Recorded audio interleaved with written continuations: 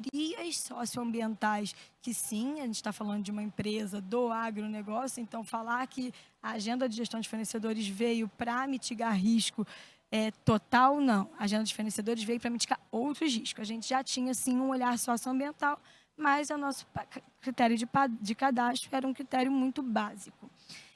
A gente não tinha acompanhamento da performance dos nossos fornecedores, então a gente contratava o fornecedor entrava lá, fazia o serviço, tinha gente que reclamava, tinha gente que gostava e a gente não sabia. E aí, normalmente, o comprador, ele sente muito isso, né? Porque quem está lá na ponta começa, não, mas esse fornecedor é muito ruim, não gostei, esse fornecedor não dá, não está legal. Mas e aí? Fatos e dados para, de fato, eu conseguir tirar esse fornecedor. Esse fornecedor tem o melhor preço. Esse fornecedor, a gente tem um relacionamento ali interessante. Como que eu faço que esse fornecedor não continue ali dentro? Então, a gente precisa ter fatos e dados, acompanhar a performance desse fornecedor. Então, a gente realmente não fazia esse acompanhamento dentro da companhia.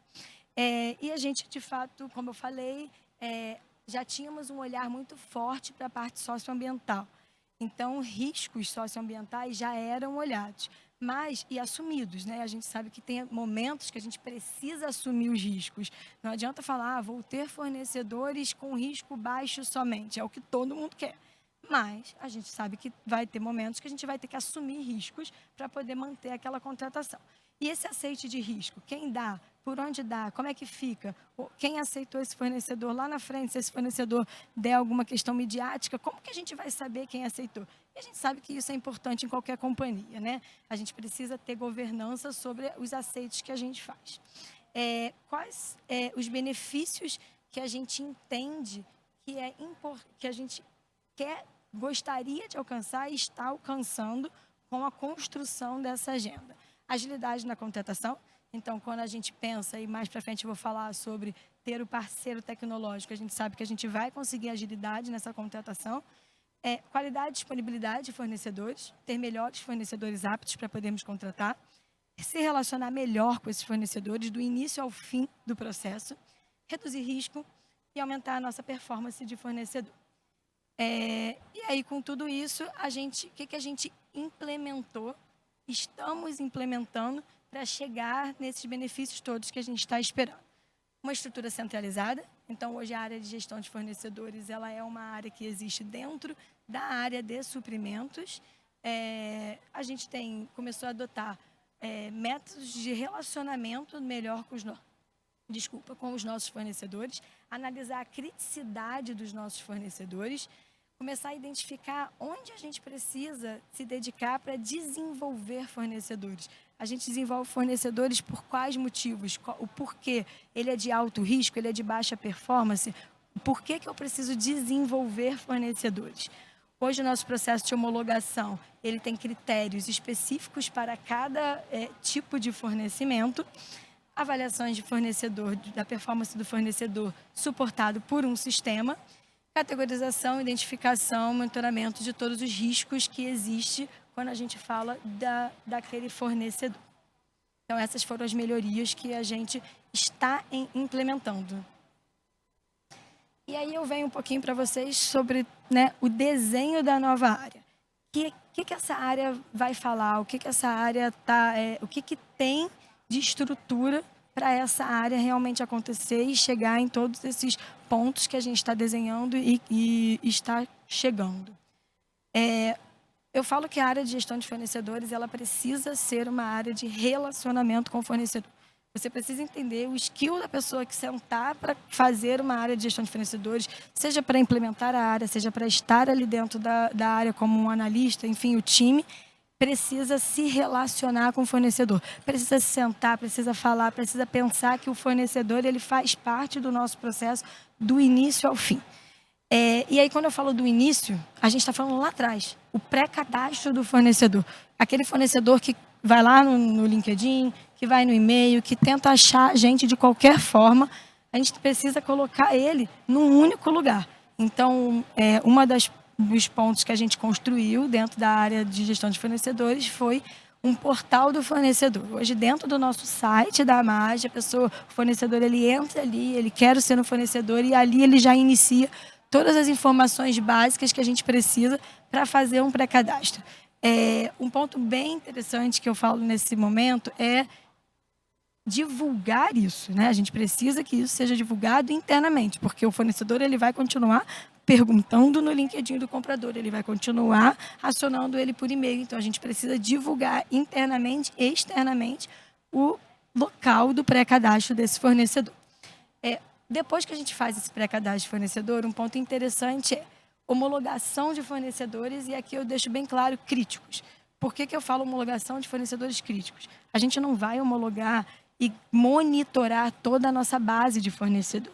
A gente precisa entender assim, qual é a nossa, onde a gente vai colocar nossa energia? Cadê o lugar que a gente vai de fato olhar, analisar, monitorar, acompanhar? São os nossos fornecedores críticos. Quando a gente pensa, o que é fornecedor crítico? Isso já é um momento que cada empresa precisa analisar com as suas áreas, com a sua operação, o que é um fornecedor crítico. Um outro ponto que a gente fala na nossa agenda é a avaliação de desempenho de fornecedores estratégicos. E aí eu gosto de diferenciar o fornecedor crítico do fornecedor estratégico, exatamente porque o fornecedor estratégico não necessariamente é o crítico. O crítico não necessariamente é estratégico. Camila, como assim? Que é crítico, é estratégico? Às vezes o que é estratégico para a operação, ele vou trazer um outro exemplo. Lei anticorrupção. Consultoria está dentro da lei anticorrupção. Ele é um fornecimento crítico. A consultoria hoje para a MAGE é um fornecimento estratégico? Ela para uma operação minha? Ela impacta a minha operação a ponto de eu não conseguir evoluir naquele momento? Não. Hoje, na realidade da nossa empresa, a consultoria não é um fornecedor estratégico. Então, o que significa? Significa que eu vou homologar a consultoria, eu preciso homologar a consultoria, ela faz parte da lei anticorrupção, do que eu preciso garantir, mas eu não vou acompanhar o desempenho da consultoria. Por quê? Estratégia da empresa. Cada empresa vai ter a sua estratégia. Pode ser que tenha empresa que sim, que vá garantir que todos os seus críticos tenham o seu desempenho acompanhado. Eu acho que isso é um momento particular, é algo que cada um vai precisar entender. Eu gosto de dividir essa agenda até para poder dar essa disponibilidade do que é estratégico para a sua operação. E um outro ponto que eu trago é desenvolvimento de fornecedor. E esse é um ponto que, né, as pessoas sempre perguntam, caramba, mas eu preciso desenvolver e eu estou com pouco fornecedor. Sim, a gente desenvolve fornecedor hoje na MAGE por 3 lugares. O fornecedor que está lá na homologação do nosso fornecedor e ele foi sinalizado como alto risco. Esse alto risco, ele vai ser validado por alguém. Alguém deu um ok, eu preciso continuar com esse fornecedor, não tem opção. Ele é um fornecedor estratégico, ele para a minha operação. Então, mesmo sendo de alto risco, eu vou continuar. Agora, o que eu vou fazer? Eu preciso desenvolver. Eu preciso olhar o que aconteceu para ele ser alto risco. Como que eu reduzo esse risco dele para ele continuar dentro da minha operação e sem me causar esses riscos? Existe forma de eu reduzir esse risco do fornecedor? Não sei. Às vezes não. Então, eu tenho que desenvolver novos parceiros. Então, é a hora que a gente tem uma parceria muito forte com compras em esse fornecedor é alto risco. Vou fazer a minha parte como gestão de fornecedores e tentar tirar ele de um alto risco para um médio, para um baixo. E aí, você, comprador, precisa fazer a sua parte para fazer com que, se eu não conseguir tirar ele de um alto risco, qual novo fornecedor a gente vai colocar no lugar para a empresa não continuar com essa exposição de risco. Então, um dos fatores que motivam o desenvolvimento do fornecedor é a homologação do fornecedor.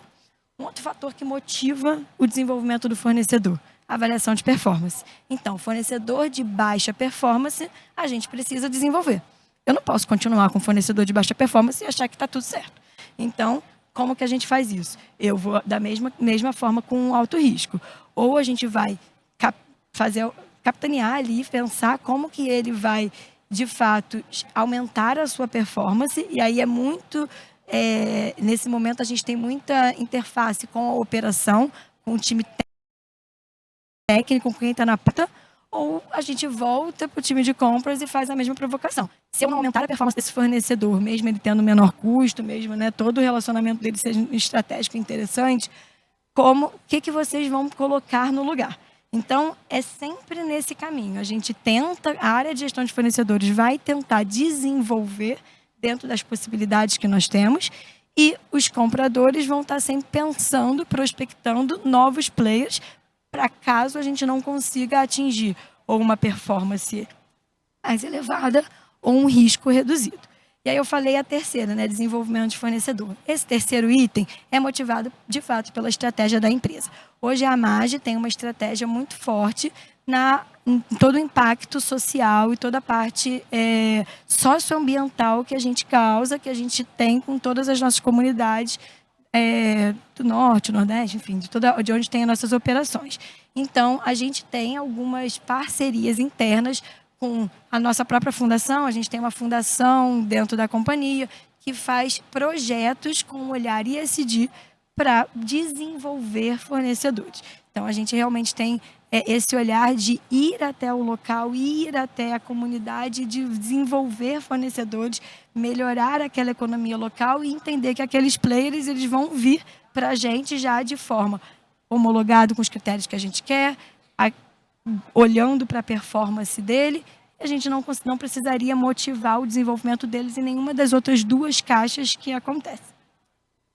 O que significa tudo isso? Isso tudo significa o quê? Gestão do risco do fornecedor.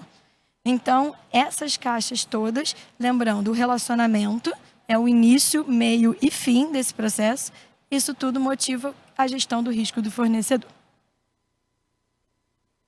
Agora a gente entra um pouquinho para falar sobre a tecnologia no processo. Lá no início eu falei, né, sobre esse tema. A gente criou uma área de gestão de fornecedores.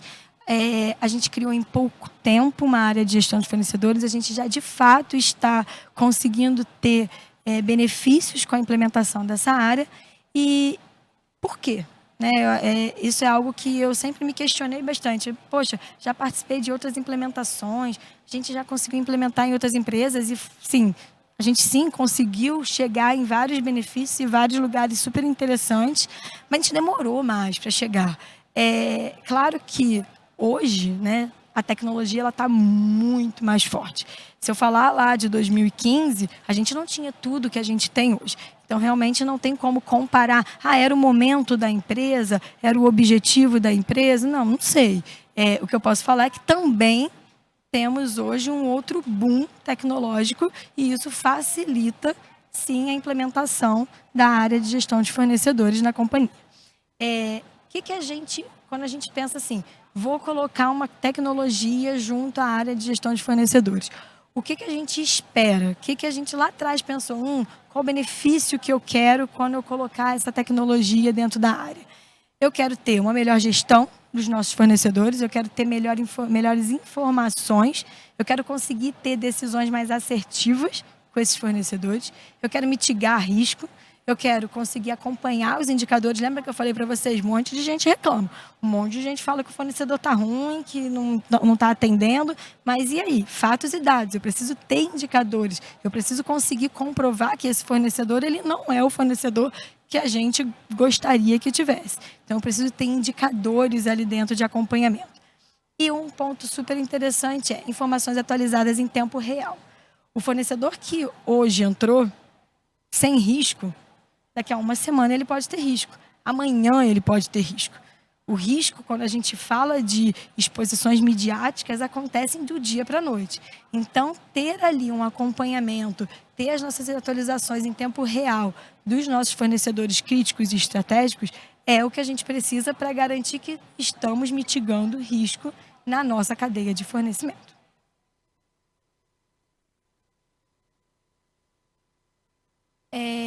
E aí a gente começou a buscar, né? E aí, o que a gente quer? O que a gente espera que essa parceria tecnológica tenha? O que eu preciso que tenha? E aí a gente, né, quando eu falo de tecnologia, a gente está falando de vários momentos dentro da gestão de fornecedores. Então, eu quero ter monitoramento dos meus indicadores, eu quero poder saber se esse fornecedor ele me gera risco, que risco? Risco financeiro, que risco? Risco fiscal. Eu preciso ranquear meus fornecedores, não dá para eu olhar só mais para preço. Preço não pode ser minha única condição. Então, eu preciso ranquear. Se eu tiver 2 fornecedores com o mesmo preço, o que eu faço? Então, eu tenho que falar, esse fornecedor aqui, ele é baixo risco, esse fornecedor, ele é médio risco, esse fornecedor, ele é baixa performance, esse fornecedor é alta performance. É isso que vai me fazer diferenciar quando eu tiver a igualdade ali. Então, eu preciso fazer ranqueamento dos meus fornecedores. Outro ponto interessante é validação das informações homologatórias por categoria. Lembra que lá atrás eu falei que a MAGE tinha um critério padrão básico para cadastro de fornecedor. Eu não posso avaliar o meu fornecedor de consultoria igual eu avalio o meu fornecedor socioambientalmente crítico. Eu não posso avaliar o meu fornecedor que eu compro itens de materiais igual eu avalio um serviço de obras, por exemplo. Então, a gente precisa olhar diferente para a categoria, homologar diferente esses fornecedores e entender que riscos que eles, de fato, estão trazendo para a gente. Com isso, a gente começa a ter relatórios para tomada de decisões. Mais uma vez, a área de gestão de fornecedores, ela mitiga risco, ela não tira todo o risco daquela contratação. Então, decisões continuarão a ser tomadas. A diferença é que essas decisões serão tomadas com um pouco mais de assertividade. Quando a gente chega na mesa de um diretor e fala, preciso contratar esse fornecedor, o diretor ele não vai pegar e vai ler tudo o que aconteceu e ficar ali horas escutando o motivo pelo qual você precisa contratar esse fornecedor. Ele vai falar assim, é um fornecedor de alto risco. Que risco? O que a minha caneta vai assinar e eu preciso saber, e como você vai mitigar. Então, a gente precisa ter informações para essa tomada de decisão mais assertiva. Mais um ponto é gerenciar todo o ciclo de vida do fornecedor, é algo que eu já falei, estar do início ao fim, é uma ferramenta, é um processo que precisa de tecnologia para a gente estar do início ao fim, garantindo que esse fornecedor está sendo olhado, e atualizações das informações pelo próprio fornecedor.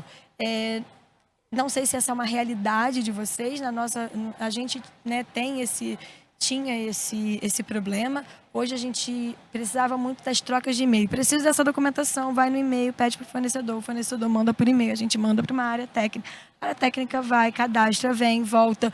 É muito vai e vem. A gente começa a ter o quê? O fornecedor como papel principal neste processo. Ele é responsável pela informação que ele coloca. E isso é muito importante. Não foi a Camila que colocou aquela informação ali dentro. Foi o fornecedor que entrou e colocou a sua informação dentro da nossa plataforma. A gente fez a análise técnica dessa informação. Agora a informação é do fornecedor. Ele é responsável. Qualquer atualização que tenha, ele é responsável por essa atualização. Eu não tenho como colocar no meu comprador a responsabilidade de atualizar o e-mail do fornecedor. O e-mail é dele. E ele vai falar, comprador, atualizei meu e-mail. Você pode atualizar lá na sua base de cadastro meu e-mail? Ele entra e ele atualiza as informações dele. É para isso que a gente precisa da tecnologia. A tecnologia vai facilitar o processo do comprador, porque na hora que ele for lá e for mandar um pedido, for enviar qualquer informação para ele, todas as informações que estão ali dentro estão atualizadas. Por quê? Porque o fornecedor entendeu a responsabilidade dele nesse processo. E aí, por isso, a parte de relacionamento. Isso volta para a gestão de fornecedores. A gente tem que falar para o fornecedor qual é a responsabilidade dele. O fornecedor não tem... Lembrando, a gente não tinha essa área. Esse fornecedor, a MAGE é uma empresa que está há 45 anos no mercado. Há 45 anos, esse fornecedor se relaciona desta forma, ligando para o comprador, ligando para alguém da operação, falando com ele. De uma hora para outra, eu não tenho como mudar e achar que ele vai simplesmente aceitar tudo que aconteceu. Volta para a área de gestão de fornecedores a responsabilidade de se relacionar e explicar para ele toda essa mudança de processo. E agora eu trago um pouquinho para vocês, quando a gente implementou a nossa parceria, essa parceria tecnológica, e de fato quais os ganhos que a gente passou a ter com essa implementação. Aí eu vou contar um pouco do que aconteceu, para a gente chegar em todos esses pontos que vocês estão vendo. Primeira ação que a gente teve contratamos, vou contar um pouco antes, a gente ficou 10 meses sem a parceria tecnológica, estruturando a área, estruturando a agenda. E eu gosto de falar isso porque isso é fundamental. Não dá para a gente também... Quero começar uma área de gestão de fornecedores, vou ali, vou falar com... esse parceiro aqui desenvolve uma coisa super interessante, esse outro aqui me entrega aquilo. A verdade é que a gente vai começar colocar tecnologia sem o processo estar desenhado. Estamos falando de uma área nova sempre na companhia. Estamos falando de mudança cultural. Estamos falando que precisamos estar muito certo do que a gente está fazendo, porque a gente vai ter forte... eu não vou nem, eu gosto de falar aliados, quando a gente tem aliados, mas eu não quero falar que a gente vai ter opositores. Mas, na verdade, a gente vai mudar a vida de muita gente que sempre se transacionou com fornecedores de formas mais simples, entre aspas. Então, a gente precisa ter o processo muito bem desenhado, a estrutura muito bem estabilizada. Uma vez que isso tudo foi feito, a gente ficou 10 meses estruturando e redesenhando toda essa área, a gente optou por contratar um parceiro. E aí, o que a gente fez? Quero subir todos os meus fornecedores para dentro dessa base. Quero analisar a base dos meus fornecedores. Espera aí, qual é a base de fornecedores que a gente está falando? E aí vocês vão ver ali um número. A gente tinha 33 mil fornecedores na nossa base. Subimos os nossos fornecedores, a gente viu 15 mil fornecedores que a gente podia bloquear. Fornecedores com CNPJ que não estavam ativos, fornecedores que a gente não transacionava mais. Enfim, a gente viu a nossa oportunidade de reduzir a nossa base de fornecedor. Uma vez que a gente reduz a nossa base de fornecedor, a gente começa a ficar mais estratégico. O que eu vou fazer com 33 mil fornecedores? Quando eu olhei para isso, eu falei, nossa, como que eu vou fazer essa área acontecer? Então, a gente teve um primeiro momento que foi redução da nossa base de fornecedores. Então, saímos de 33 para 18 mil fornecedores. Começamos a pensar como categorizar agora esses riscos. A gente tem agora 27 categorias de fornecimento analisadas junto com o nosso parceiro e a gente consegue definir ali. É uma consultoria? A gente vai pedir XYZ. É um serviço de obra? A gente vai pedir ABC. Então, a gente conseguiu categorizar dentro da ferramenta e a gente consegue definir qual o risco do quê. Mitigação de risco. Mitigação de riscos foi... A gente começou a criar perfis de riscos específicos dentro da Lincana. A Lincana foi o parceiro que apoiou a gente em toda essa construção, na mitigação de risco. E a gente falou, não dá só para eu colocar ali... Na verdade, a gente viu que vários cenários, eles entravam dentro de um mesmo perfil de risco. Então, às vezes, eu precisava ter dentro da minha base de fornecedor, lá com o meu nome... A gente tem uma categoria muito específica dentro da massa, chama biomassa, então a gente precisava ter sim dentro do nosso RP, biomassa, cavaco, biomassa, lenha, mas quando a gente pensa em análise ambiental da biomassa, a gente poderia juntar tudo isso. E foi onde a Lincana apoiou a gente em definir esses perfis de risco. A gente, como eu disse, né, a gente analisou 100% dos nossos fornecedores que se cadastravam, que estavam ali cadastrados, e hoje a gente tem 100% dos nossos fornecedores críticos monitorados. E a gente consegue hoje falar, caramba, a gente tem quase 90% de fornecedor com risco baixo ou médio. A gente tem, sim, ainda um percentual mais alto de risco, porque era algo que nunca tinha sido olhado dentro da companhia. A gente só olhava para risco socioambiental. Então, a gente passou para olhar risco de compliance, risco financeiro. Então, eram novos riscos que a gente estava olhando. Então, sim, a gente tem um percentual ainda de risco alto que a gente está tratando, desenvolvendo, né, entendendo como que a gente vai atuar.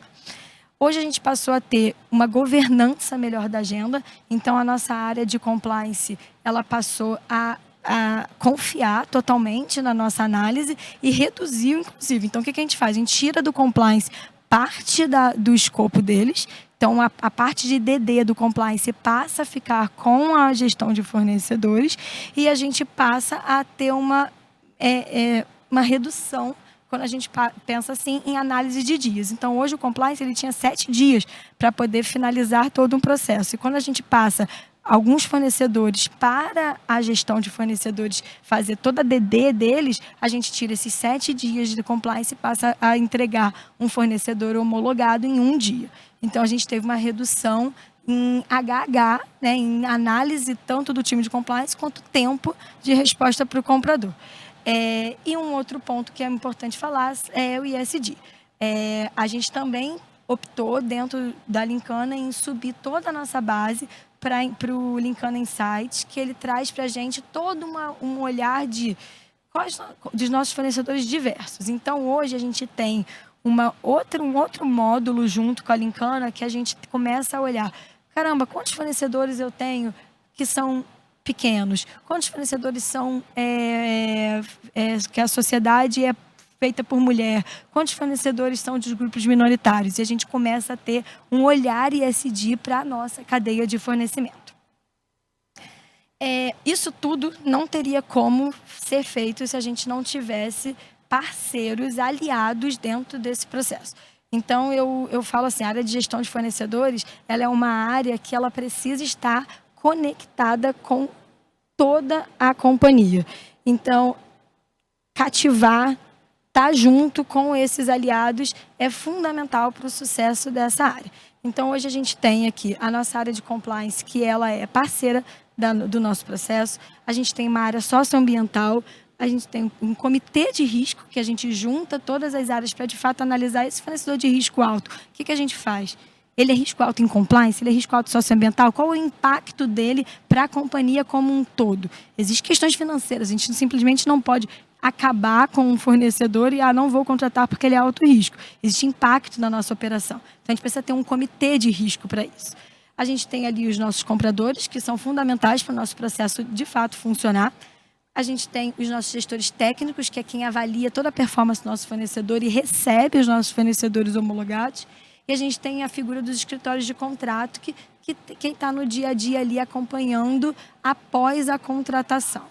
Então, hoje, a AMAGE tem 7 atores que são fundamentais para essa agenda acontecer.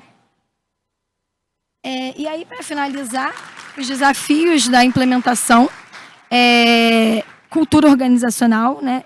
Acho que todo mundo sofre e sente bastante quando a gente começa a implementar um novo processo e todo o impacto que tem na cultura. Visão de risco, trazer a visão de risco para o negócio.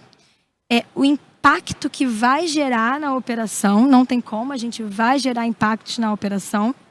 Precisamos muito do engajamento da alta liderança, é a alta liderança que vai fazer acontecer essa agenda. O valor financeiro versus o custo da agenda, isso realmente também a gente precisa, é um desafio ali para a gente, de fato, garantir que essa agenda aconteça. E, para finalizar, o sentimento de dono. Eu acredito nessa agenda, ela tem tudo para funcionar e ter esse sentimento de dono é necessário para que essa agenda realmente fique, não vire um projeto, e sim um processo dentro da companhia. Era isso que eu tinha para falar. Não sei se tem perguntas, ainda tem aqui 3 minutinhos. Deixa eu dar uma olhadinha.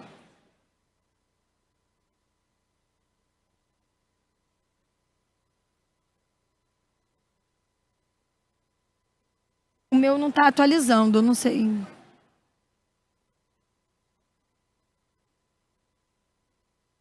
Teve alguma pergunta?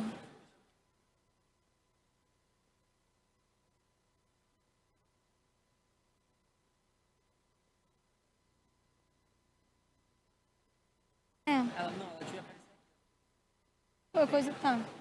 Então tá, gente, obrigada. Qualquer coisa, eu não consegui ver as perguntas aqui, não atualizou.